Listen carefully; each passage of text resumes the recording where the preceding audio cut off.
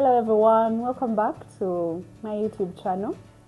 I'm glad that you make the decision to watch.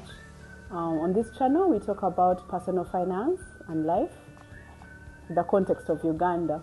And so picking up from where we stopped last week, we had talked about having a goal and making a financial plan. And I thought this week we should talk about emergency fund. It's not necessarily part of making the financial plan, but I thought while you determine whatever journey you're going to go on as far as your financial plan is concerned, you ought to make sure that you have a buffer, in that if any of life's ups and downs happens, that it will not throw you off track. And therefore, that's what I want to talk about today. Alright, if you're new here, please like, subscribe, and comment below in the comment section. Alright, so what is an emergency fund? I'm sure most of you might be well familiar about it, but for those that don't know, like the words say, emergency and fund.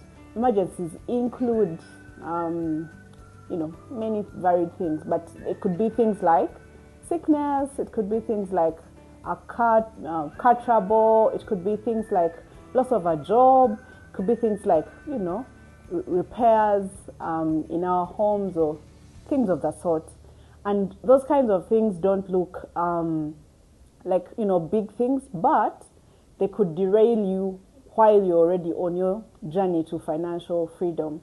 And therefore, that's why I would recommend as a first step to determine an amount that you're going to put aside that will work as your emergency fund, so that then, as and when you're now ready to start out on your financial journey, you know that all those small inconveniences are taken care of when they come, and that they don't derail you from your goal or from your journey. What are some of what is the amount maybe I would recommend?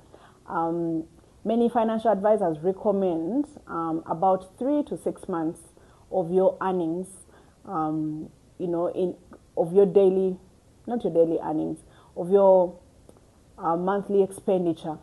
And this amount should basically take care of you just in case, let's say, your income was not able to come in time, to stop you from needing to borrow money to just take care of some of those things.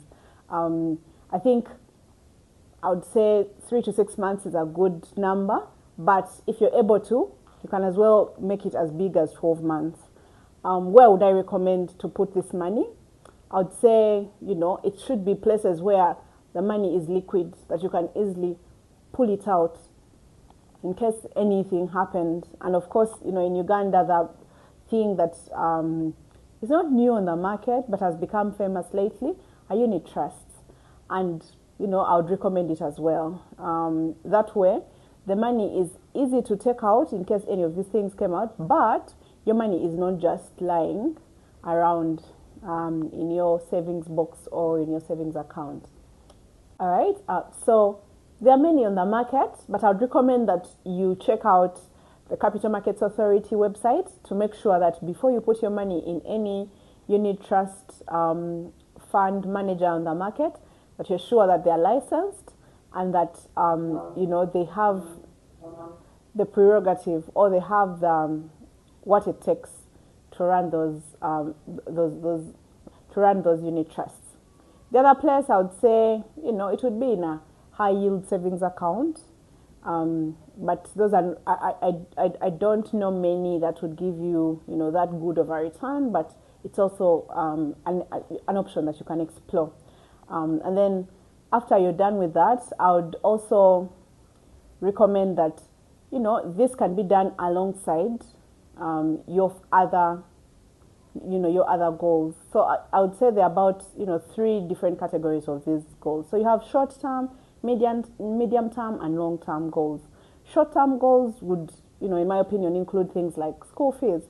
It's one of those things that happens every so often, not every month, but that in about 2 to 3 months, it's going to come up. Whereas something like, for example, let's say Medium term would include things like buying a car, buying land. That would be a medium term goal. Whereas a long term goal would include things like retirement. So you could say, all right, so after I set up my emergency fund, what next am I going to take care of? Am I going to take care of my medium term goals? What are the places I can put my money so that I start, on the journey to make sure that my medium term goals are also well taken care of. So we'll start from there next time. Please stick around and make sure that you like and subscribe so that when the next video comes out, you'll be able to be notified. All right. Thank you so much. I hope you learned a thing or two, and I look forward to seeing you next time. Bye-bye.